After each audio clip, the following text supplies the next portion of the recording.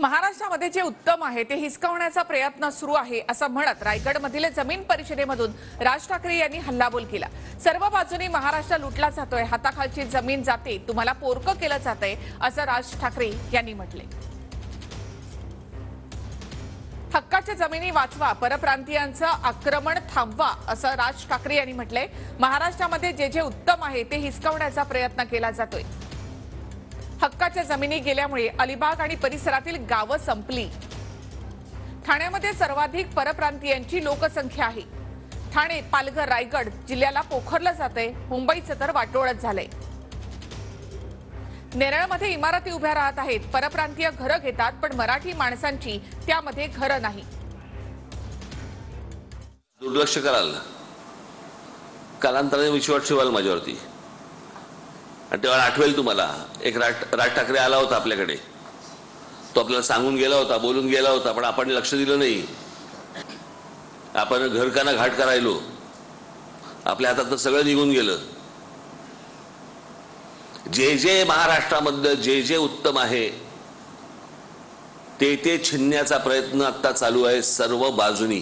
म्हणजे तुम्ही थोडक्यात पैसे देऊन बलात्कार चालू आहे असं म्हटलं तरी वावगं ठरणार नाही। आज तुमच्या हाताखालची जमीन जाते, बाहेरच्या येऊन जमिनी घेत आहेत तुमची, तुम्हाला पोरकं करतायत, तुमच्या पुढच्या पिढ्यांना पोरकं करतायत, तुमच्या हाताला काही लागत नाहीये, हातात पैसे येत नाहीयेत।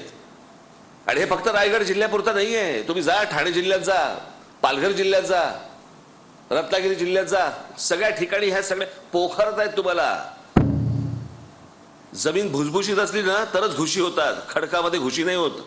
अलिबाग आणि ह्या सगळ्या आजूबाजूच्या जवळपासची जी गावं आहेत संपली, गेल्या जमीन त्यांच्या। माणसं कुठे गेली? मी जे सतत सांगतोय, जर समजा तुमच्या पायाखाली जर जमीन नसेल, स्वतःच्या हक्काची जमीन नसेल, तर तुम्ही कुठलेही नागरिक नाही आहात। तुम्ही ती विकल्यानंतर ती कोणाच्या घशात जाते? नंबर एक, तुम्हाला त्याचा मोबदला व्यवस्थित मिळतोय का? ठाणे जिल्हा हा एकमेव जिल्हा आहे जगात, कुठे भारतात नाही जगात, की तिकडे सर्वाधिक बाहेरून येणाऱ्या लोकांची लोकसंख्या आहे। कोण येते, कोण जाते, कोण राहते, कोण इमारतीमध्ये काय आहे, भाषा बदलली। उद्या आपल्या अलिबागची सगळ्या आजूबाजूच्या सगळ्या प्रदेशाची भाषा बदलायला लागणार, मराठी राहणार नाही,